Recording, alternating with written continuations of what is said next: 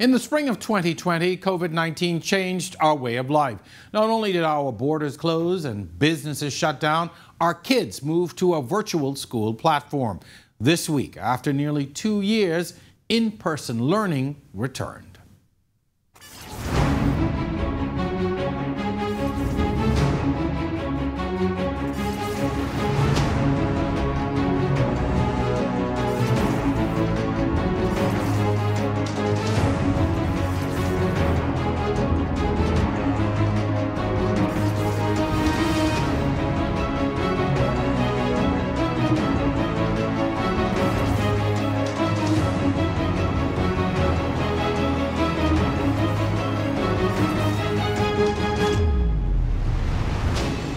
The long-awaited return to the classroom happened this week, but it was not as smooth as education officials had hoped.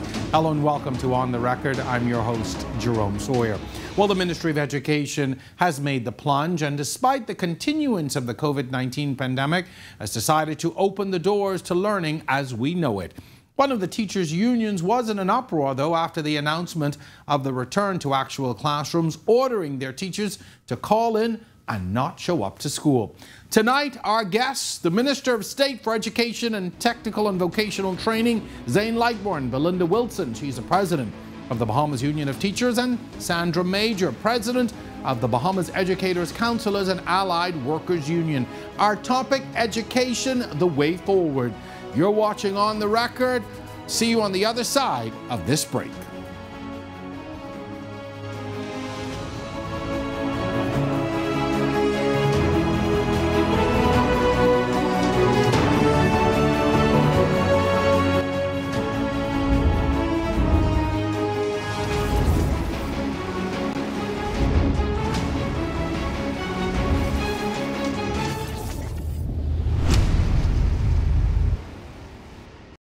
Every new season of On the Record, we push the limits, venture into unknown territory, take our cameras into places unseen before. We share the stories and experiences that affect us all. And now it's time for Season 5.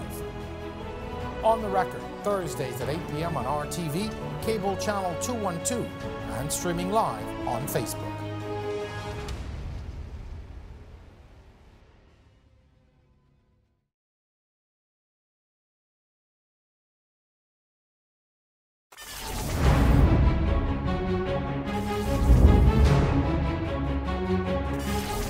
And welcome back to On the Record. There has been much research globally on the impact of COVID-19 on education. Countries everywhere are facing identical challenges and similar prospects. Tonight we discuss education, the way forward. The Minister of State for Education and Technical and Vocational Training, the Honourable Zane Lightbourne, is our guest for this first half. Minister, welcome to On the Record. Thank you for having me. Last time you were here, you were a candidate, and we were in the heat of the election, so congratulations on your win and as well as on your appointment. Well, thank you so much.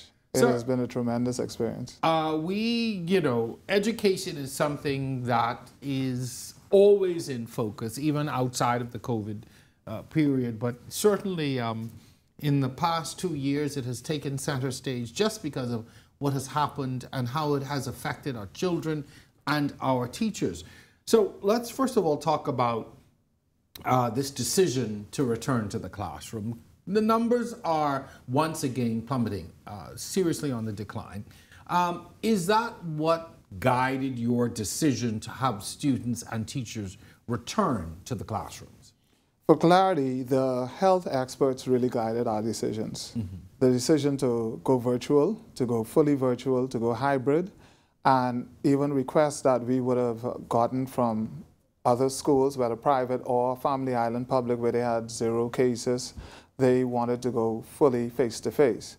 But we only could rely on health because it is a pandemic. They are the authority now to be giving us guidance and the restrictions, and they restricted the type of opening and guided us into what type of learning and teaching we can have in this particular COVID environment. And as decisions are being made, we are still negotiating, but they ultimately had the decision, and we we only set deadlines and dates based on that. Are you satisfied that all of the schools have the correct and necessary safety protocols to be able to accommodate thousands of children and hundreds of teachers? A case could be made that school to school, you may find that they are more equipped to have students back on campus fully, along with the possibility of parents, because schools vary size by size, staff number, and therefore those factors, and even room size in terms of well, population and the structural size of the school. So each school, there are teams in the Ministry of Education that are supposed to assess and on the campus, assess the needs, assess their status, and then make the adjustment. The availability of whatever necessary supplies are needed, that's given to the Ministry of Education. We're supposed to satisfy the various needs of each school. So we can only rely on our technical experts to tell us the schools are ready to go.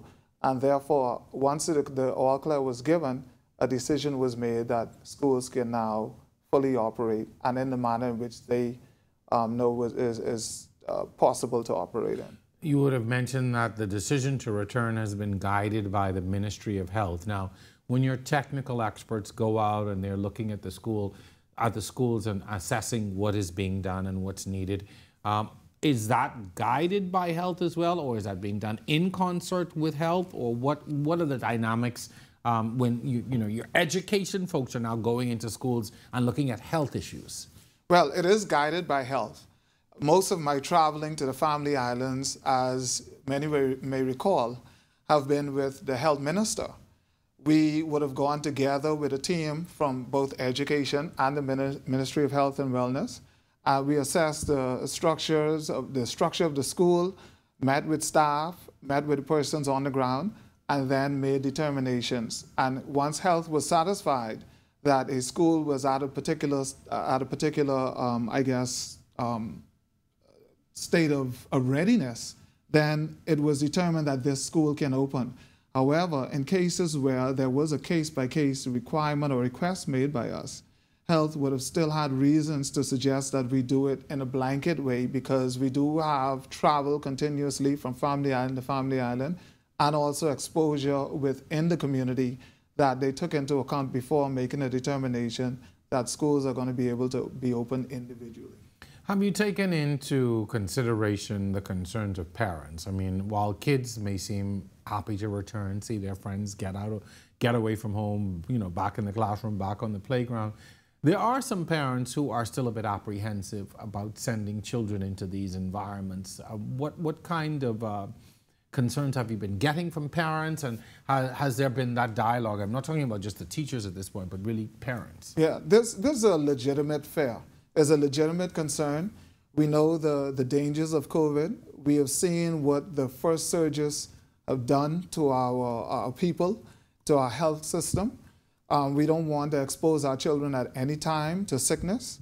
And we see what's going on in the rest of the world. So this is a very legitimate fear and concern that they have. We have a responsibility of making sure the environment that they entrust their kids to, which we have a responsibility for, that they are as safe as possible. And so we listen to the parents, we hear their concerns. Equally, we have groups of parents that are seriously concerned about the future of their children when it comes to education. They don't have necessarily the level of fear that some of their colleagues or neighbors may have. And they want their children to be educated because they know missed opportunities, especially if you're in exam level, age, or grade. These are things that would be very difficult for their children to then recapture, and would put them at a disadvantage when it comes to their growth and their contribution to this country. We know that the Bahamas Union of Teachers is very upset about the face-to-face return to school, to the point where they have asked their members to withdraw their labor. Take us now to the discussions with the BUT prior to the opening. What did those discussions involve, and what was agreed to? Well, there are three unions that we now deal with. There's the Bahamas Union of Teachers, the Bahamas Educators Counselors Union, which is BECOU, and there's BEMU, the Bahamas Educators Managers Union. Also, I can mention the Public Service Union that has the support staff. The unions agreed in the opening of school. They agreed also to some situations or circumstances that they would like to see addressed before the opening of school. When the date was given, that was as conversations were already taking place. I mean, detailed conversations. The minister, Minister Glenys Anna Martin, she went to the extent of meeting directly with our employees, with our teachers, to make sure that we hear from them firsthand also on their readiness to operate and in the school environment face-to-face. Unfortunately, at the time that we gave the first deadline or the first date for the hybrid model, we were told by health that this cannot be done, that all schools must go fully virtual. The date to resume or possibly resume was given, 14 days, and then that was actually carried through. In between that time, there were numerous meetings going on. What we got from the initial pushback was the displeasure of all the unions finding out when they did that we were actually going to open on the date that school was announced to be opened.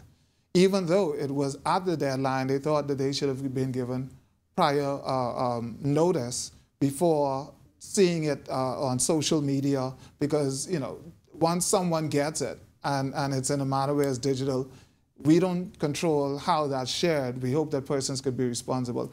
And so in certain circumstances, there is a valid concern about the notice time, but when you decide to punish children by withdrawing your service, it's always a very sad case for me. I don't ever agree that that's the first go-to. I believe that we as adults can always work through these things. We can address challenges that have to be addressed. We have taught, in some cases, as a teacher of 22 years I've been in education, I know that there are circumstances where we had school, part of school structure under construction. Some of the private schools do it too. They cordon it off properly. Any specific workplace in the private sector, you can see this done. They make sure that all safety and health aspects are taken into account.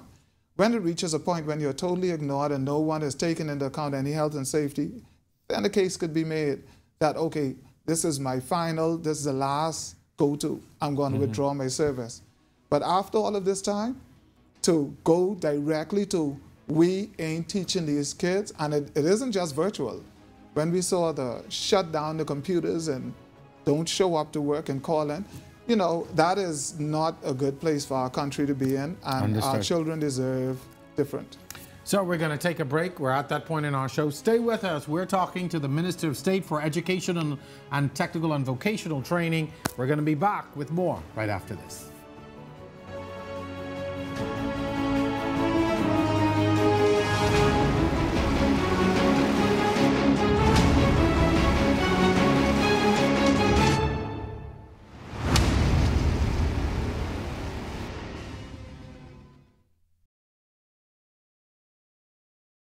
Every new season of On the Record, we push the limits, venture into unknown territory, take our cameras into places unseen before. We share the stories and experiences that affect us all. And now it's time for Season 5. On the Record, Thursdays at 8 p.m. on RTV, cable channel 212, and streaming live on Facebook.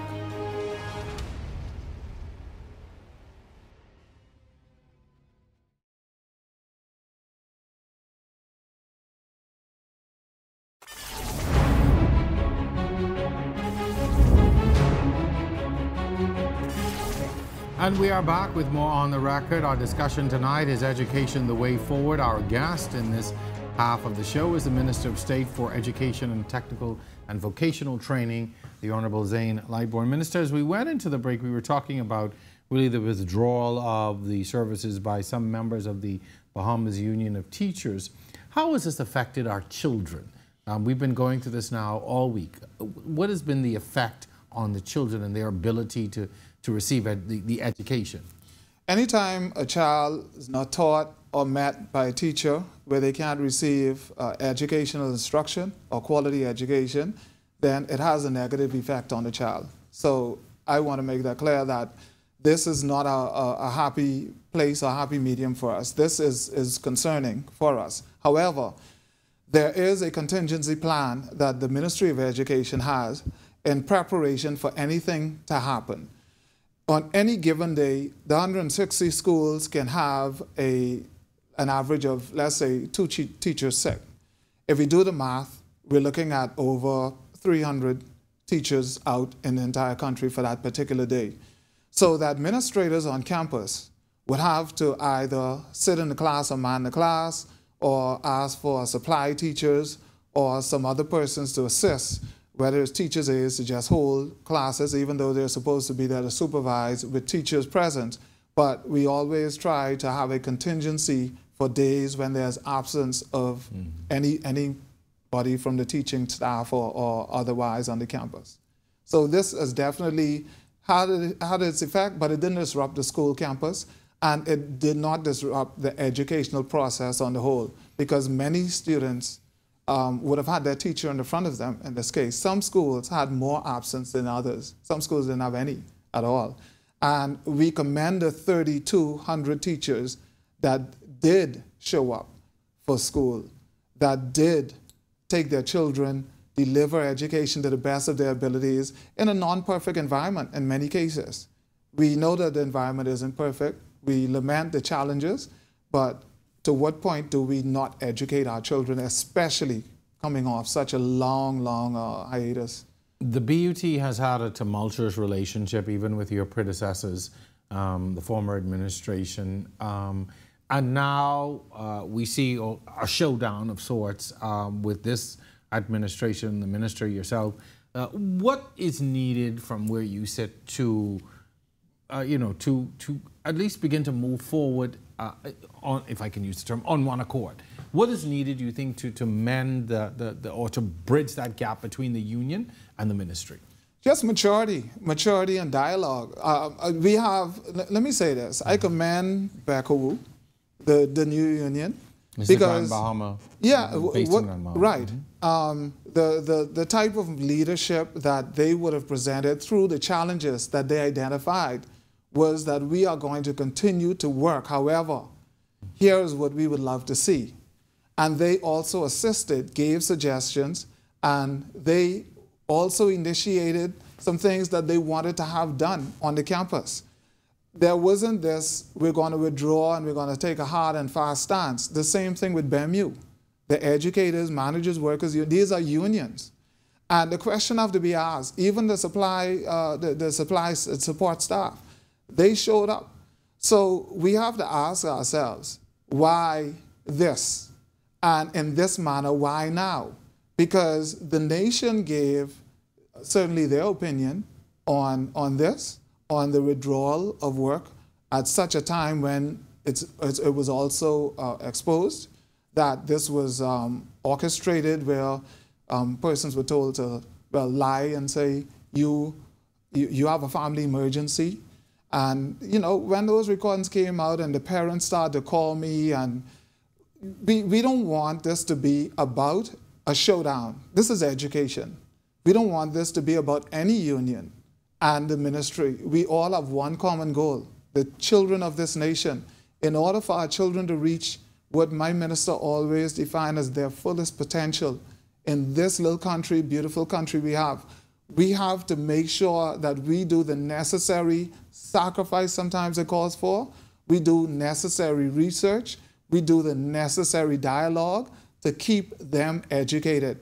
Everything else can be done aside. It doesn't have to interrupt. Let's talk now, though, about the education of our children. We understand that as many as 8,000 students may not have logged on once to any virtual classroom for almost 2 years.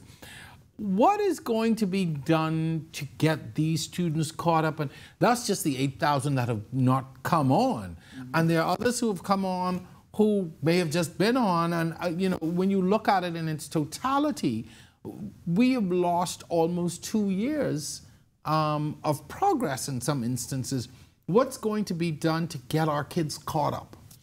We have engaged the Department of Statistics, the University of the Bahamas, and also a task force was created by Minister Glenys Hanna-Martin, which includes stakeholders from all walks of life in this country who have value in terms of giving input in learning recovery.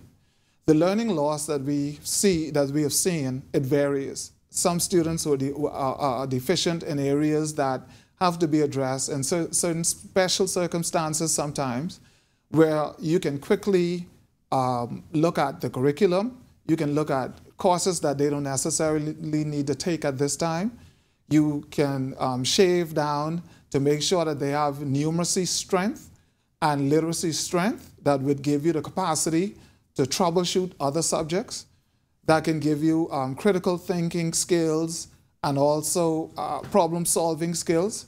And it causes a student to be able to manage their way through a career, through other subjects, through exams. And so we have to look at strengthening where needs are met. And that's what the task force is doing. The assessment, getting students first, finding them, capturing them. Sometimes it takes a walk in the community, as you've seen. And we want to make sure that we address the learning loss, but we have to assess their learning needs. One of the concerns, too, has been the repairs that are taking place at some of the schools. There were several schools that were still under repair. Teachers at T.A. Thompson withdrew their labor this week over the state of the school and the incomplete repairs. What's the status on the conditions there? We lament the challenges at T.A. Thompson, and that is an unfortunate circumstance. Again, we depend on the knowledge and information that we would have gotten, especially in the short space of time that we've had. The Ministry of Works have been dealing with school repairs from, that has always been done. And what we get, when we get advice, the policymakers, may not know the technical terms or needs of a particular school. So when we visit from a layman's perspective, and based on what you say we need, the amount of money that's going to be needed. You had a structural engineer come and say this is compromised, and therefore the response is what we are really there looking for, to make sure that we can respond properly to address the need. What we found is that there are some schools that need more than others, and we don't always have the funds to do all at the same time or to address all of the needs at a particular school at the same time. But that one was years, like some other schools, years of neglect, deterioration, and we just need to now address the needs at that school and make sure those students can learn. Had we been given the information that this school totally cannot be used, whether there's assessment, that assessment is to be done by teachers, the union, along with administration, Ministry of Works, and everyone else. We've always had alternative sites for schools. We engaged churches with their halls. We engaged, I remember A.F. Adley, we engaged the Hotel Union with their space on the hill to school their children for, I think, almost 2 years. They had a group down there. So it was not intentional to send anyone in an environment that would be a danger or hazard to them or children. Never. Our teachers, they are valued, they are important for the process, because without them, children can't learn. We are out of time. We've got just about a minute left. My final question to you, what do you say, what's your message to parents now whose children are coming to your schools every day in these very, very peculiar times? What do you say to them to reassure them? Parents, I can say this. Our schools are very, very important places in our country and in your child's life. Our schools have some of the best teachers on this planet. We know that especially public schools have been involved in after-school programs and also catch-up programs for exams or extra studies. So we know the capabilities of our teaching staff. The school isn't a perfect environment. This is why PTAs and organizations, even private organizations that adopt schools, become involved in the school environment. Your community should be a part of the school environment rather than just showing up or just going with a mindset to criticize what you see is not being done right.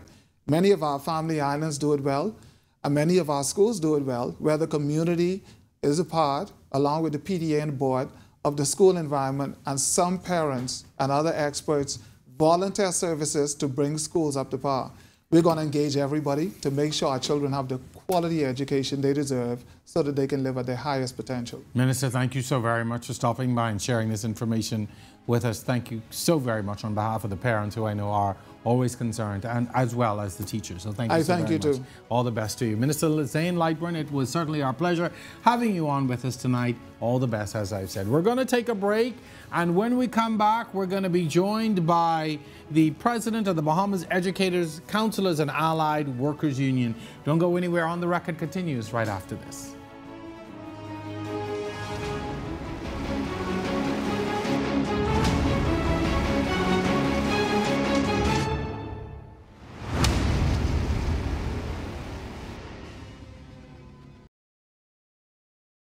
Every new season of On the Record, we push the limits, venture into unknown territory, take our cameras into places unseen before. We share the stories and experiences that affect us all. And now it's time for Season 5. On the Record, Thursdays at 8 p.m. on RTV, cable channel 212, and streaming live on Facebook.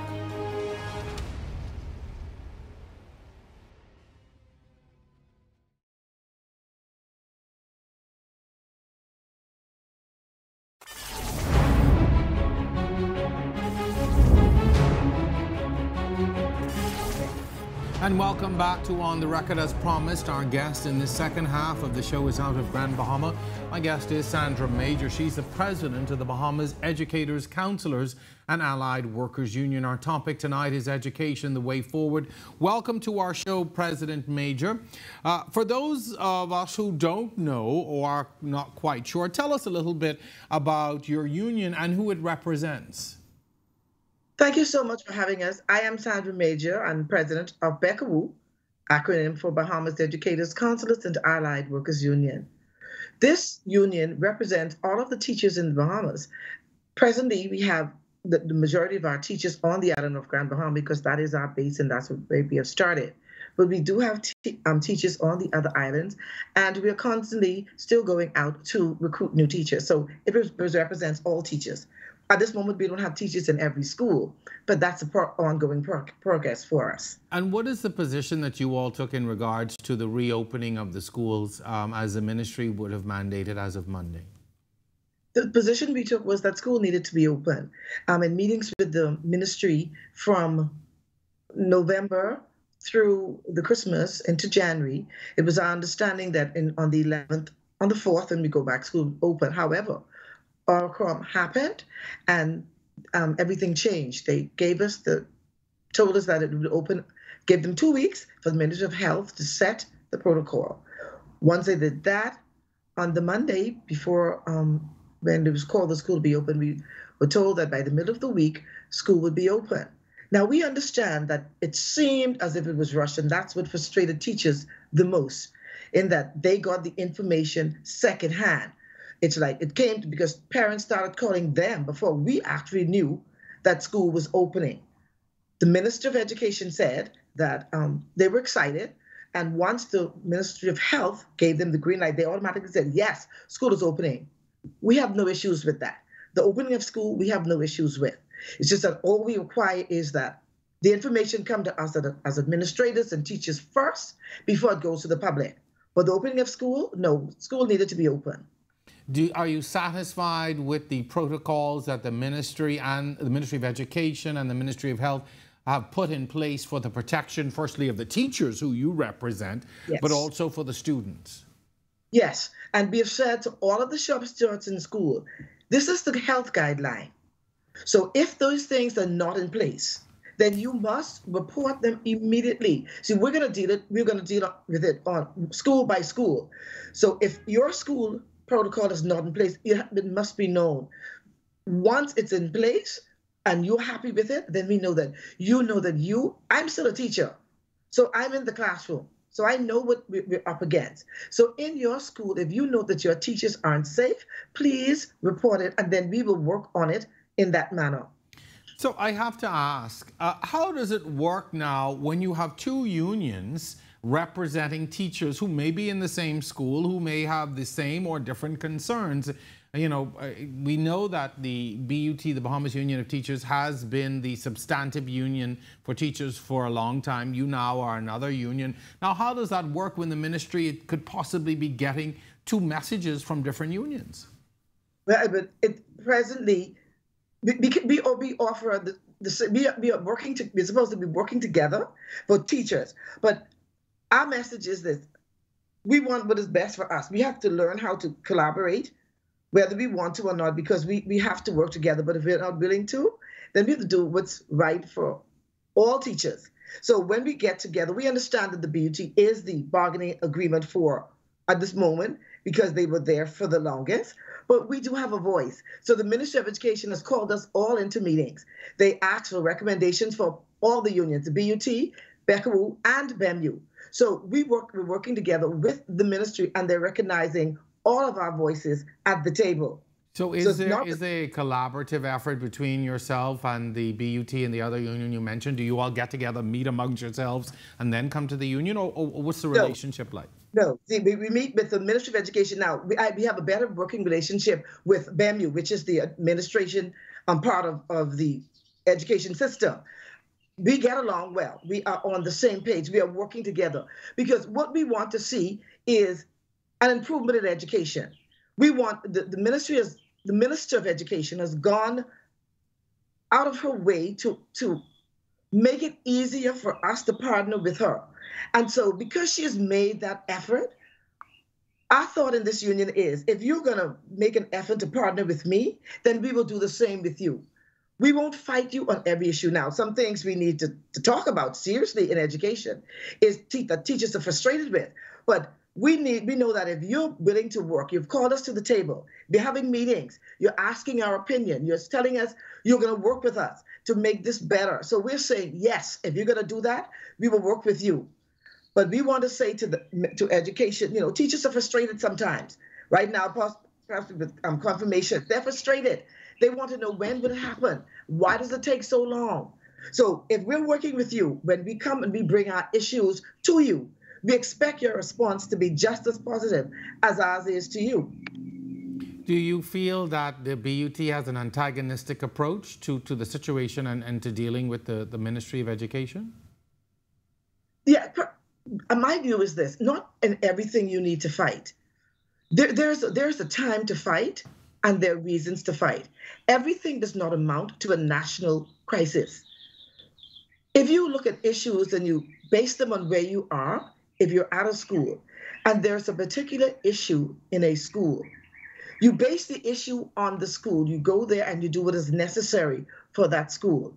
It does not require shutting down the country. When it becomes, once you've addressed it at that level, and you know that you've been diligent in it, and you realize that nothing is being accomplished, then you say, you know, something, we have to do something else because we're not getting the attention of those persons in authority. Let's do something else. We need to do something else. But to fight before you have gone back to see what is happening, no, that's not the approach that I would have taken. That's not the approach that we have taken.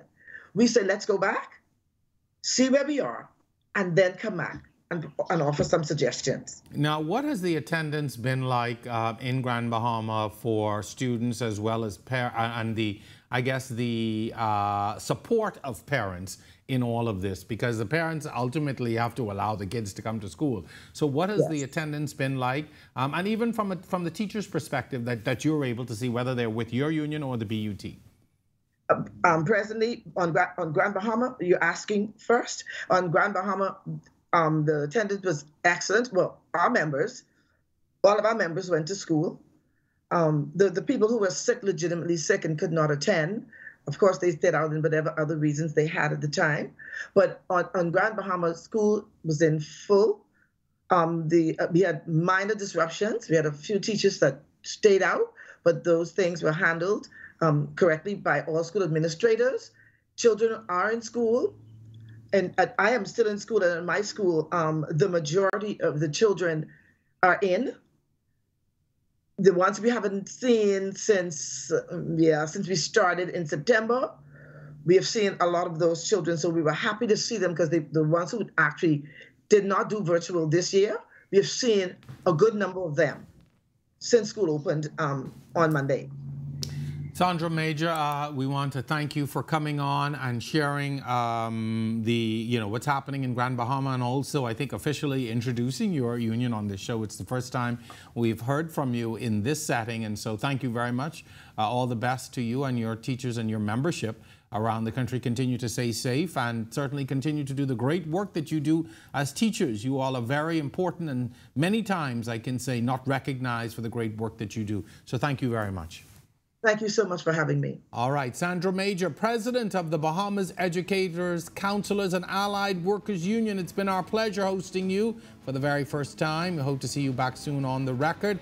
Let's take a break here. When we come back, more on the discussion, education, the way forward. When we return, our guest will be the President of the Bahamas Union of Teachers. See you on the other side of the break.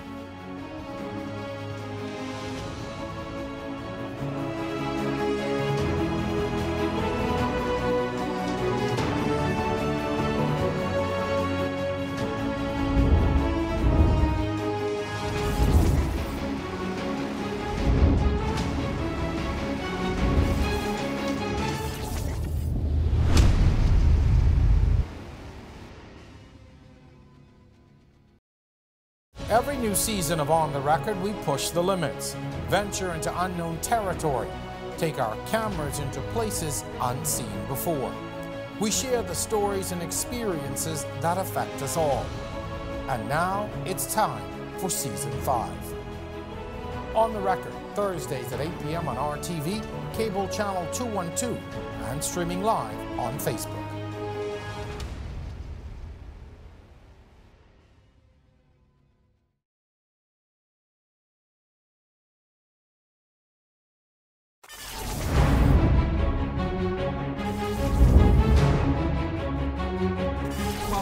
And school is in. Our guest, as promised, is Belinda Wilson. She's the president of the Bahamas Union of Teachers. Our discussion topic tonight, education, the way forward. Belinda, welcome back to On the Record. Thank you for joining us virtually today. Let's get right to the point. Your members have been out of the classroom from the onset of this term. Tell us, what did the Ministry of Education do to anger the union to keep your teachers from not reporting to school on Monday when school reopened in person? Good evening, and it's my pleasure to join you, Jerome. And the Ministry of Education made a number of errors. And their first error was that after 2 years, and after being in discussions with the Bahamas Union of Teachers, our executive committee, on how and when school will reopen, the union, the teachers, and all of the education stakeholders, we got the word that school was reopening via social media, so a press release by WhatsApp. And I think what also happened too is with us as the BUT executives, I was in a meeting with education for 2 hours prior to the release of that press release to say that school is reopening.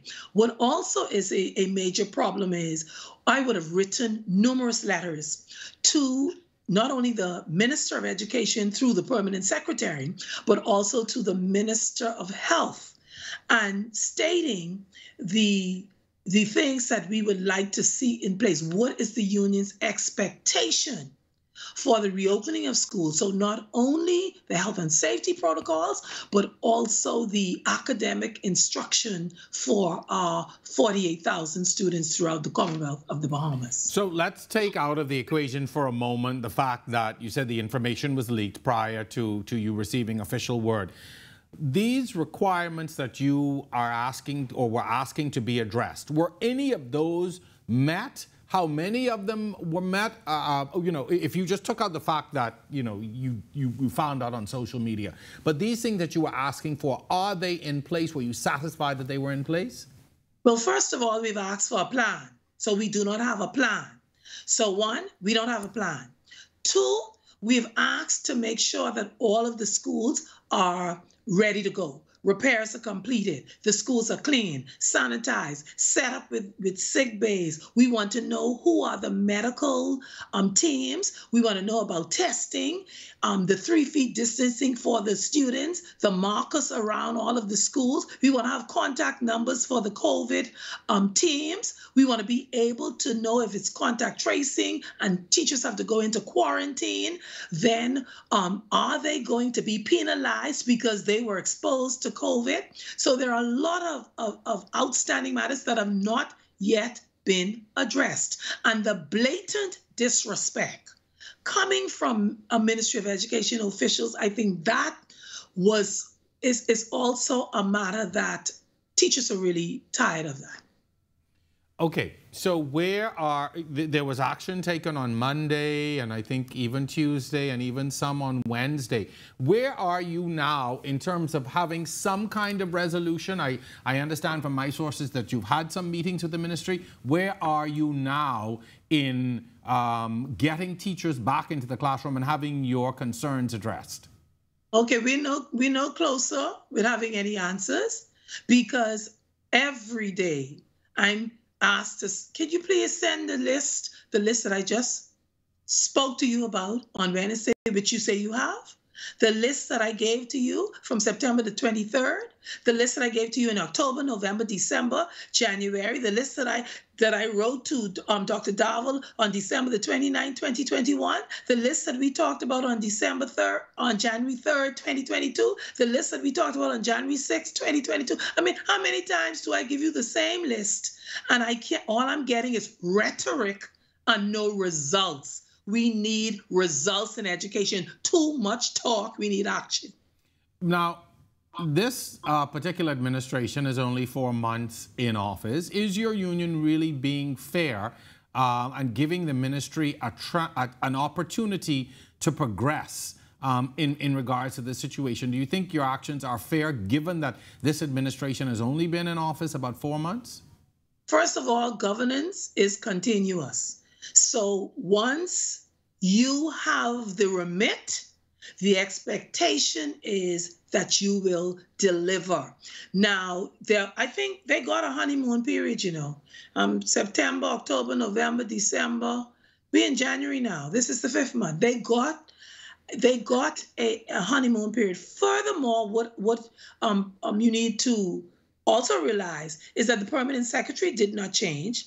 The director did not change. The deputy directors, the district superintendents. So the Ministry of Education and the Department of Education officials are the same persons. So prior even to the new minister, they have documents, they have a research paper, they have observations and recommendations from the Bahamas Union of Teachers. So their duty was, once the new minister comes in office, their duty is to say, Madam Minister, these are the challenges, these are the plans or draft that we as the technocrats have put forward, and these are the recommendations from the Bahamas Union of Teachers. But they've not done that. Hence, we're here today starting an adversarial relationship with a new minister and a new government. What kind of support are you getting from your members? Would you say you're getting 100%, 80, 50, 60? Where are you? Because I've seen even some teachers saying that, it's about the children. We need to get our children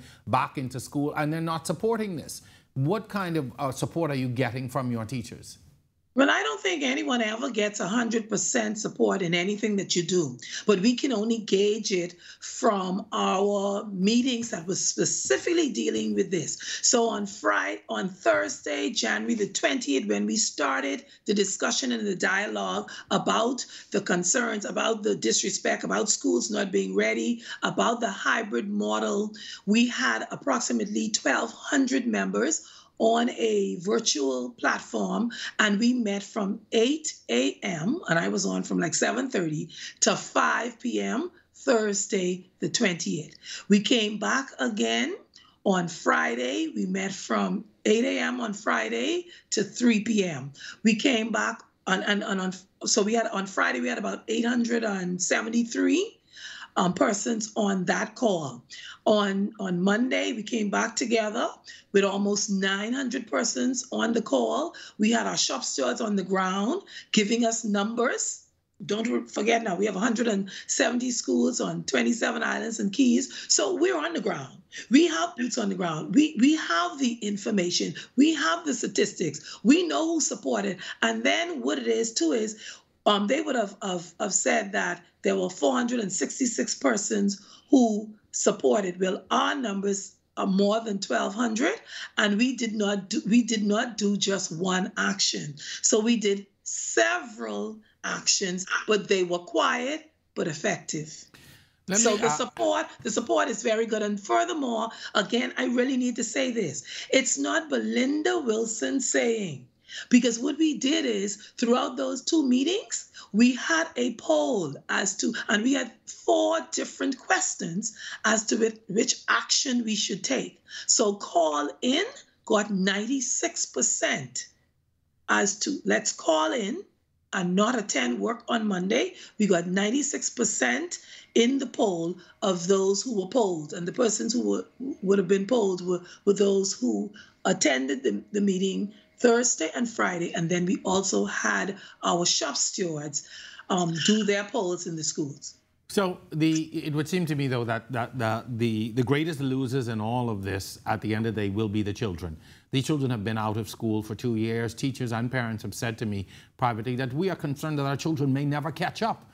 You know, could you imagine someone who was a first grader 2 years ago now just getting into a classroom? You know, seemingly they're 2 years behind. But, you know, what are you concerned about the children and what's going to happen to them and the level of learning and where they're at and how this is going to play out in the future when these children, you know, are ready for graduation? Well, let me say to you, all that we're doing is for the children. Because if we are saying that the children should come into school and they should make sure that all of the safety protocols are in place just in case a child is sick or a teacher gets sick or infected with the virus. Okay, if we're saying that the hybrid model that you've implemented as of Monday, some students will only come to school 1 day. Some students will only come to school 2 days. Some students will come to school 3 days. The other days, those students will be home and they will not be taught by a teacher. They will only have worksheets and assignments placed in a virtual platform.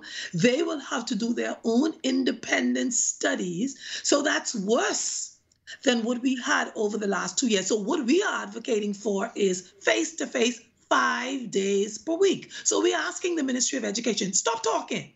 Go out there, find the spaces that are needed. So whichever schools can only hold X amount of students within the space that they have now, because we're saying to our teachers, take your measuring tape to school. You're measuring 3 feet apart. If you have classes of 30 prior to the pandemic and only 15 children can hold in your class now, then 15 children will be accommodated in the class.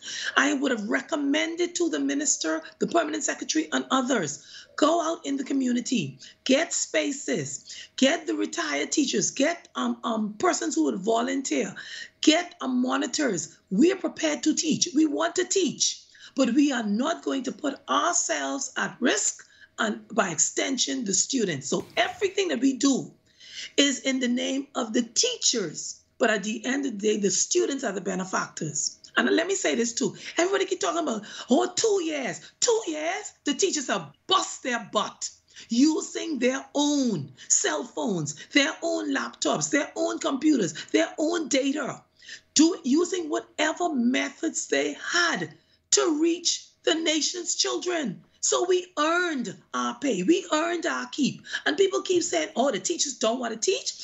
We have taught. Teachers have taught harder than they've ever taught using the virtual. Teachers have used, and this is what they have to also realize too, to prepare for face-to-face and to prepare for virtual, that's 2 different set of content and work that you have to prepare. We want to work, but we want to work in a safe, clean environment, and we want to ensure that our children get quality education. And the manner in which the ministry has rolled out this hybrid model, the students are going to lose bigger. Belinda, I have to ask you, where is the breakdown coming? You would have said to me that, and it's true, the PS remains in place, the director, all of the mechanisms remain in place when governments change, but there is a new administration and there is a new minister. You would have had issues with the previous administration as well during this pandemic and even before. Where is the issue coming in? Why is it that you and the ministry seemingly can't ever seem to be on the same page? Not Belinda, because Belinda speaks for 3,000 teachers who they do not see, but I'm their voice. And when I gather the information from them, I then take that information into education, or I write to education what we have seen. So the problem with education is systematic. The inability for them to be creative, to be open-minded, and to accept the views that comes through the union's president, but it's on behalf of the teachers. There is a difficulty. We've asked the minister to look at education, audit the staff, look at the skills that are there and the leadership that's there in the hierarchy. We've called for changes. We've called for restructuring. There has to be a different mindset in the ministry, in the Department of Education. And as long as we have persons who are there, who, whatever their agenda may be, but they're not accepting of sensible, reasonable, workable, achievable recommendations and ideas that are coming from the union's president, who's the chief spokesperson, but on behalf of its members, then as I told the minister a few weeks ago in a discussion in our meeting, you will have the same downfall of the former 7 ministers, because there comes a time when someone has to have the gravitas to say, we love you, you are a Bahamian, but you are not suitable for this position. We have to find someone else to function in this position. Final question. What will it take to get the Bahamas Union of Teachers on board with this return to school? What it'll take is, first of all, the teachers went back to school yesterday. So they went in yesterday face to face. What it will take is, 1, we want to ensure that all of the school campuses, the 170 campuses from Grand Bahama to Inagua, is ready. And ready means we have the safety protocols in place. We have schools that does not have running water. We have schools that do not have hand sanitizers. We have schools with hand sanitizer stations, but we don't have batteries, so it's not working. So we want to make sure that you have the markings. We want to make sure it's 3 feet apart. We want to make sure that there's small class sizes. We want to make sure that there's a protocol in place that if someone has some sort of symptoms, that the teachers, the guidance counselors, the administrators, they know what to do. We want to make sure that if a teacher has to go into quarantine or isolation, that does not go against her or him, because they're still able to teach. We want to make sure that the work from home policy is in place. We have teachers with comorbidities, with terminal illnesses. We want to make sure that they are safe. We want to ensure that the hybrid model that they've put forward, the recommendations that we've given, and I've put a team together now. We're meeting tonight at 8 p.m. this evening. When I finish with you, we met night before last from 8 p.m. to 11 p.m. We're going to put forward a group of 130 teachers from throughout the Bahamas. We're going to put forward some amendments and modifications to the hybrid model that they presented, because the children are disadvantaged if the model remains in the format in which it's been rolled out. So what we're asking for is, 1, safe learning environment. 2, clear communication. 3, We want to ensure that whatever model is used, and now we're using the hybrid model, we want to ensure that the hybrid model is rolled out clearly. We want to ensure that the students get the greatest benefit and that teachers are able to give quality education and instruction. Belinda Wilson, thank you very much for coming on. Thank you always. You give great information, and thank you for giving us and the audience some insight into your concerns. We're going to end things right here at this point. We wish you and your members all the best for this new term and return to some semblance of normalcy within the school system. Tonight, our topic was education, the way forward. We would like to thank all of our guests, Minister of State for Education and Technical Vocational Training, Zane Lightbourne, along with Belinda Wilson, President of the BUT, as well as the President of the Educators, Counselors and Allied Workers Union. It's been a great discussion. Tune in next Thursday for another discussion on matters that directly affect the lives of Bahamians. Until then, I'm your host, Jerome Sawyer. We'll see you next time.